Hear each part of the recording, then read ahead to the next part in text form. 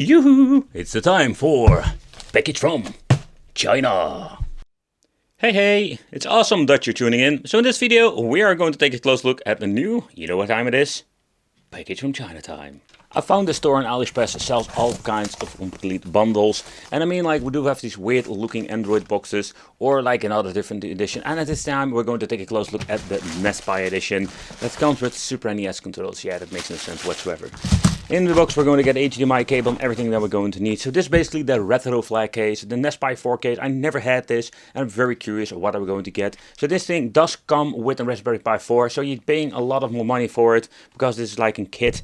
And Raspberry Pi are quite expensive as making this video. Maybe in the future they are like dirty cheap again. Comes in okay with a very nice 15 watt, I think it's a 5-volt charger or power supply. So do we have like everything that normally going to get with the kit itself. But what are we going to get with this in the end, and what can we play? Ooh, we do get like a card reader. But we're not going to need, I think.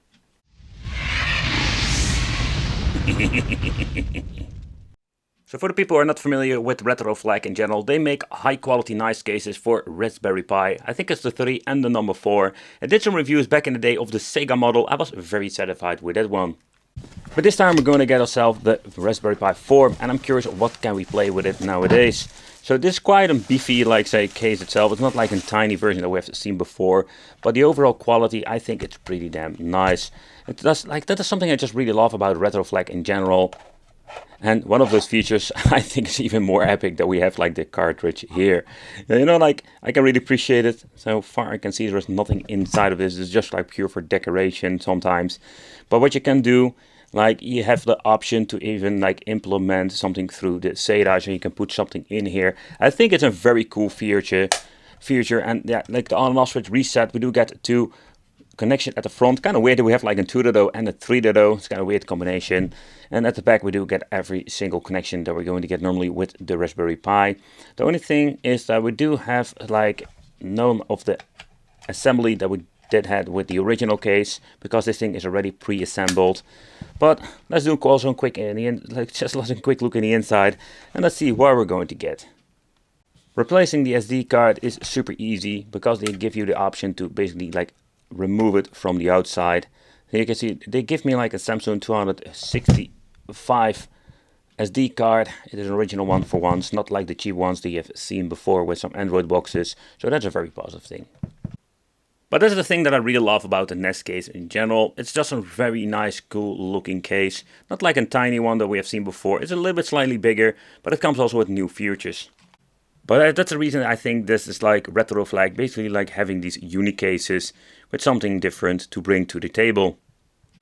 But what can we actually play with the Raspberry Pi 4? For people who have no idea. So basically we do have like a lot of options nowadays. I personally really love the Pi 4 for what it can even do.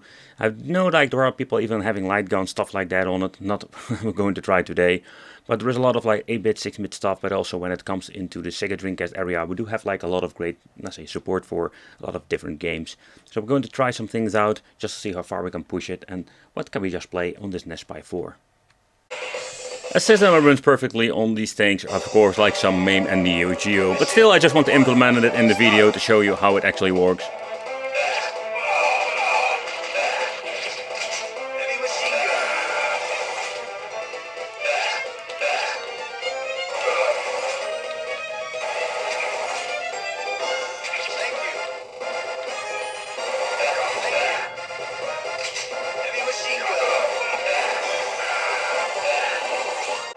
With the Raspberry Pi we did have some limitations, but with the freaking like Pi 4 we do have the option to play so many more MAME games. Take consideration, Killer Instinct doesn't run on this, so that's something we're not going to try out.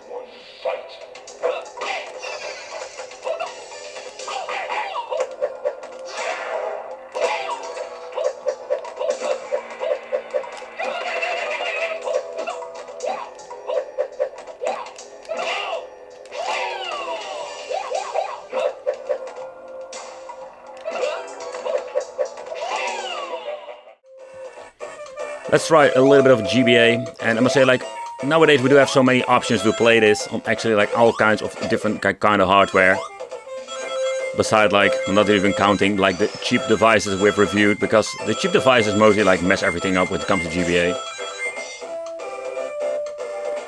And of course, you don't need to have like a Pi 4 for GBA, because you can actually run it pretty damn good on the Raspberry Pi 3.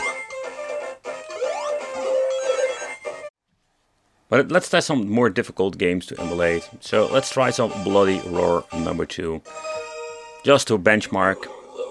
But the Raspberry Pi 4 is absolutely capable of running most PlayStation 1 games nowadays. And also this is not really special anymore, because we have so many devices that can do this.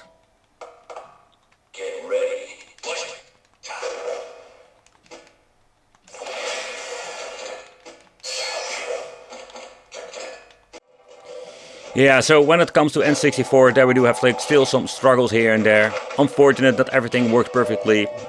Depending on what kind of image emulator you're running, if it's up to date, still I think the N64 it's not running perfectly on the Raspberry Pi. But don't get me wrong, right? There's so much that we can actually play on this. Just to get into the GoldenEye 007, just to show you how it performs in general is.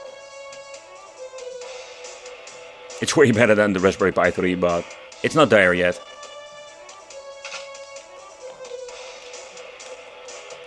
I have no idea how to shoot. Where's my freaking shoot button? Yeah, there was no shooting button. Whatever. We can see some hiccups here and there. We do have some struggles.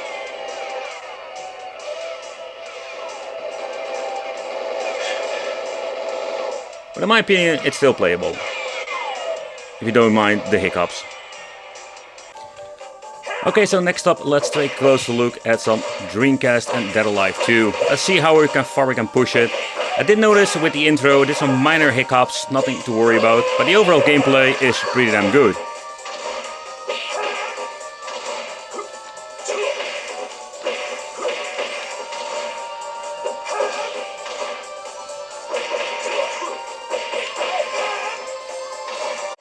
Alright, so next up, let's play a little bit of one of my favorite games of the Atomic Wave.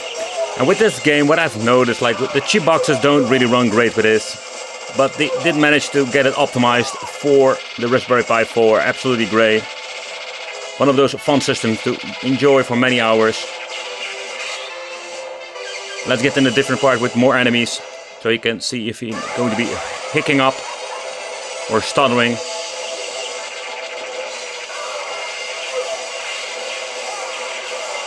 But also here you don't see any hiccups whatsoever.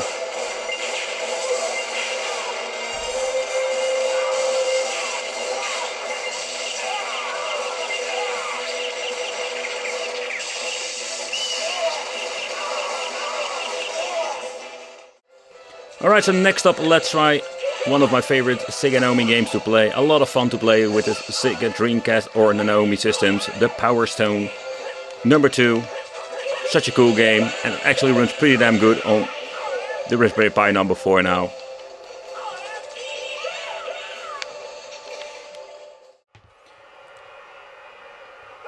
Another system I just wanted to try out is the PlayStation Portable.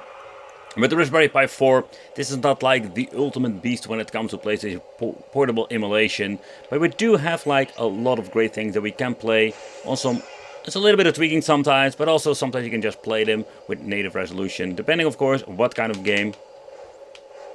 But most games, like one of my favorite ones, Wiper Pure, is very well playable.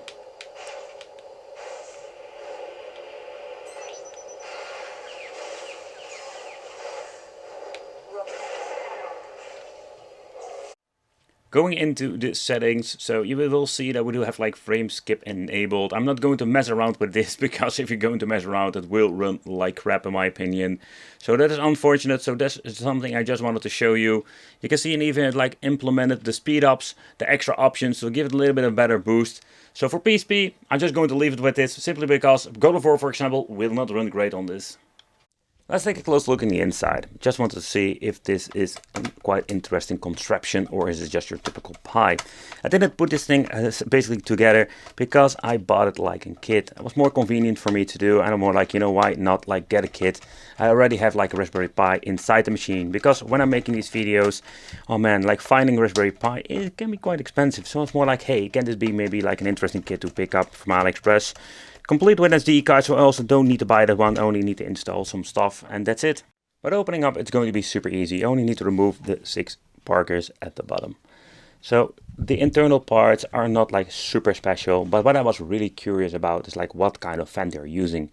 Because if you didn't know, like the Pi 4 does have like the problem, it can get really hot. And they implemented a very nice fan. I think it's one of the best fans you can get. And I don't know if for sure, but I think it also comes including the kit. The fan itself is not, let's say, noticeable. You can hear it's on, but it is not like annoying.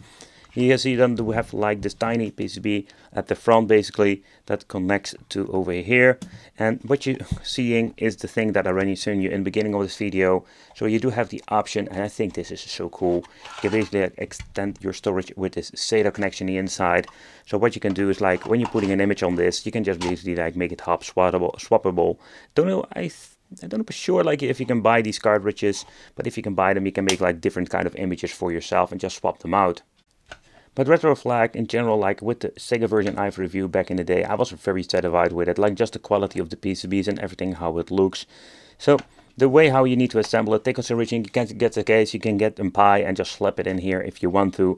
But you can really see like it's going to be not very, let's say, difficult to do. Everything, you didn't know to do any soldering. You can see everything has been attached with a cable that also goes to the front USB over here. So everything is just very nicely made. And again, like, I don't know for sure is this going to be enough for cooling, simply because when you're looking at the enclosure itself, there is some, let's say, ventilation over here. Basically here you can get this fresh air for basically like cooling the CPU or the GPU of the chipset.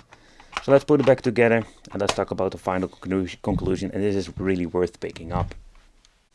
Okay, but let's just give a quick recap about how to build this thing, because this thing already was built when I got it. So you do get a step-by-step instruction. Here you can see like step 1, install the safe shutdown script with the link of the page of Retroflag itself. It's super easy and super convenient. So if you're thinking about getting the case itself, of course you can build it yourself. You don't need to do any soldering, what I already mentioned before. And it's going to be like an easy peasy, lemon squeezy, but you need to have some knowledge about the Raspberry Pi. So from the start I didn't even use this controller because I think it's pretty damn pointless. They're giving you this. And why do I think it's pretty pointless? Because we do miss out a lot of buttons. So you cannot even play every single game, especially when you're looking into a PlayStation. So when I was making this video, I basically used my Xbox 360 controller all the time. Yup, my old friend. I have used this so many times on the Raspberry Pi or different systems. So yeah, if you can find one in the wild and good condition, I think these things are always worth picking up. Again, like, I'm not like this major Xbox fan, but I just love this controller and it works so well when you need to configure it on the Raspberry Pi 4. Bigger than your normal design NES Mini Classic, and take consideration you pay a lot more because this is an all-inclusive kit. That kind of means like you're going to get the shitty controller, the case, the Pi 4, and of course a free SD card. But if you're going to buy it all separately, you're going to be way cheaper. Nevertheless, I want to thank you for watching. Let me know in the comments what do you think of this Raspberry Pi case or this model they're basically like selling like this. I want to thank you for watching. Consider subscribing, hit that little bell, and it would be great to see you in the next video.